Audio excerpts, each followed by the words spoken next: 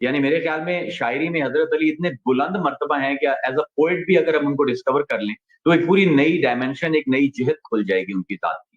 کیونکہ ہمارا عام طور پر جو ہے حضرت علی کا جب ہمارے سامنے ذکر ہوتا ہے تو دو ہمارے رویے ہیں، ایک جذباتی رویہ اور ایک علمی رویہ.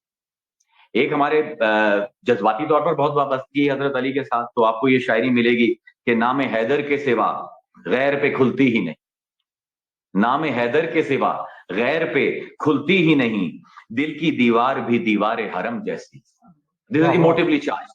اور پھر اگر کوئی عالم آئے گا، اب جس طرح اکبر الہ آبادی ہیں تو ان کا ایک شعر ہے، اور انہوں نے اور طرح سے کہا تھا، پیر نصیر الدین جو میرے استاد تھے وہ اس میں تھوڑی سی ترمیم کرتے تھے، تو معذرت کے ساتھ وہ ترمیم اور میں اصل شعر سنا دیتا ہوں. اصل میں شعر کچھ اس طرح تھا اکبر الہ آبادی کا کہ سمجھاتی ہے مجھے نکتہ یہ میری طبع سلیم. تب کہتے ہیں طبیعت کو، سلیم کہتے ہیں سلامت کو. Infiltrated encrypted nature. اور اس کو تھوڑا سا ترمیم کی تھی پی نصیر الدین نے، تو اس میں ذرا مانویت اور ذرا اجاگر ہوگی. وہ ہمارے وہ اس طرح اس کو پڑھتے تھے کہ دکھا رہی ہے یہ ترتیب حسن طبع سلیم، دکھا رہی ہے یہ ترتیب حسن طبع سلیم. علی کی تم میں ہو جگہ تو بس وہ ہے تعلیم. اب علی کا لفظ ہے، اب تم کا لفظ ہے تے اور میم، اس کے اندر آپ علی لکھ دیجیے تو تے این لام یہ میم ہو جائے گا تعلیم. علی کی تم میں ہو جگہ تو بس وہ ہے تعلیم.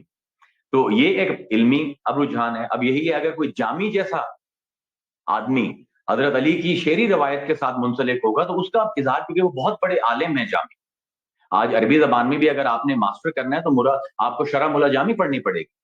اب وہ ایک اور انداز میں حضرت علی کو دیکھتے ہیں، وہ کہتے ہیں علی شاہ حیدر امام کبیرہ کے بعد از نبی شد بشیرن نذیرہ، علی اولیارا دلیل است برحق، علی انبیارا ولی نصیرہ. تو نیست پوشیدہ احوال جامی کہ ہستی بمانی سمیم بصیر. یعنی وہ حضرت علی کو سمیع و بصیر کہہ جامی. اور یہ مولانا جامی ہماری علمی روایت کا بہت بڑا نام ہے اور اہل سنت کا بہت بڑا امام ہے.